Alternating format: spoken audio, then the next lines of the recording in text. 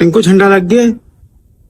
कल टिंकू साहब बाजार गए थे और वहां से जिद करके एक झंडा ले आए और कहने लगे कि मैं भी झंडा लगाऊंगा।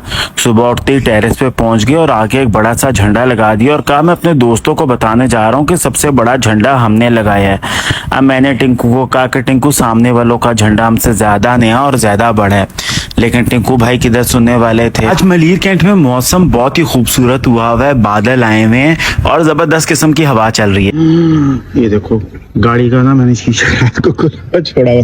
टिंकू अभी गाड़ी में बैठने लगा था कि बच्चों ने अटैक कर दिया। तो आपकी मामा के पास अपनी मामा समेत आया हुआ था। उसके बाद लड़की मिलने आ गई। ये छोटा व्हाइट किटन भी मुझे 6-7 दिन बाद नजर आया था। मुझे तो लग रहा था कि ये मर गया है। ये इसी मामा अपने बच्चों को लेकर आओ।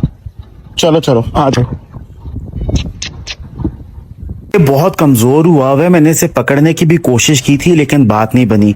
सब बच्चों को मैंने टिन फूड डाला था और उसके बाद टिन को मैंने पाँव में रख के क्रश कर दिया ताकि किसी बच्चे का जबान या मुंह इसमें जाके जख्मी ना हो, और उसके बाद मैंने उसको डस्टबिन में फेंक दिया। सब बच्चे खाना खा चुके हैं और फाइनली हम लोग यूनिवर्सिटी की तरफ चलते हैं। तो रोज सुबह का ये सीन होता है। ये रोज मुझे आधा घंटा तकरीबन यहाँ से लेट कराते हैं। मुझे और मेरे बच्चों को भाई इजाजत दें। भाई चल अब यूनिवर्सिटी, अपना ख्याल रखिएगा। इन छोटे मुन्नों का भी बहुत बहुत दुआओं में ही ख्याल रखिएगा। इनकी इंशाल्लाह जल्दी वैक्सीन कराएंगे। गुजरते हुए अस्करी 5 से बहुत सारे बच्चे याद आ जाते हैं जो मेरे साथ नहीं है। अगर आप मलीर कैंट के इस रोड से गुजरो और इस तरफ ये जो आपको जंगल नजर आ रहा है, इस जंगल में हमारा वो घर होता था जब अबू मेजर होते थे। यहाँ पे ये घर अंग्रेजों के टाइम का बना हुआ था।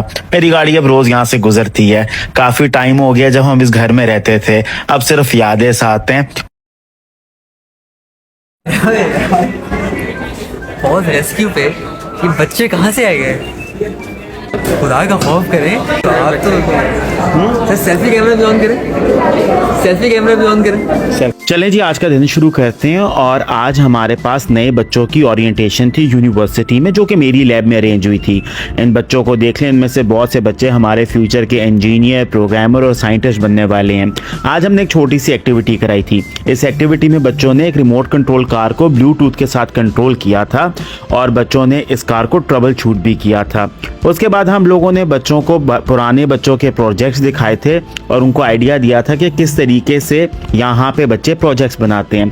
फिर हम लोगों ने एक छोटा सा मेज बनाया था और जिस ट्रैक के ऊपर बच्चों ने कार की रेसिंग करनी थी और हमने देखना था कि कौन से बच्चे जल्दी से अपना ट्रैक पूरा करते हैं। टॉप पोजीशंस वालों को हम लोगों ने छोटे छोटे गिफ्ट दिए थे जिनमें टी शर्ट्स और डायरीज थी। आज की जो वर्कशॉप थी बहुत ही अच्छी रही और प्रोडक्टिव रही। मैं मारूंगा, इलाज कर रहे हैं ना रोज आपका, फिर क्यों ऐसा करते हो? बाजू दिखाओ मुझे अपना। स्लो हीलर ना मेरा बच्चा। इसके आंखें कितनी प्यारे हैं, आंखें प्यारी हैं। आज हैदराबाद से एक छोटा सा फ्रेंड आया है इस उम्मीद से कि उसका यहाँ पे इलाज होगा। आज शेल्टर में रोज़मर्रा के काम उसी तरीके से चल रहे थे। हम लोगों ने नई जगह ली है ताकि हम अपने केसेस को ज़्यादा बेहतर तरीके से मैनेज कर सकें। सबसे पहले इस छोटे पर्शियन कैट से मिलें जिसकी आंखें तकरीबन ज़ाया हो चुकी हैं और जिस्म में जगह जगह ज़ख़म है।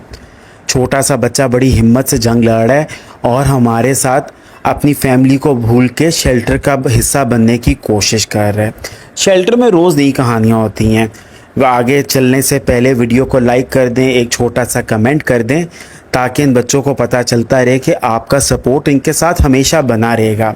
चलें आए चलते हैं और मिलते हैं आज के कुछ केसेस के साथ और उसके बाद मैं आपको बताता हूँ हैदराबाद के उस बच्चे का जो हैदराबाद से इतना लंबा सफ़र करके आया है ताकि उसका FIP का ट्रीटमेंट हो सके। मैं शेल्टर पहुंचा तो बोबू भागता हुआ आया और कहने लगा अहमद भाई जल्दी आओ, आपको एक केस दिखाना है।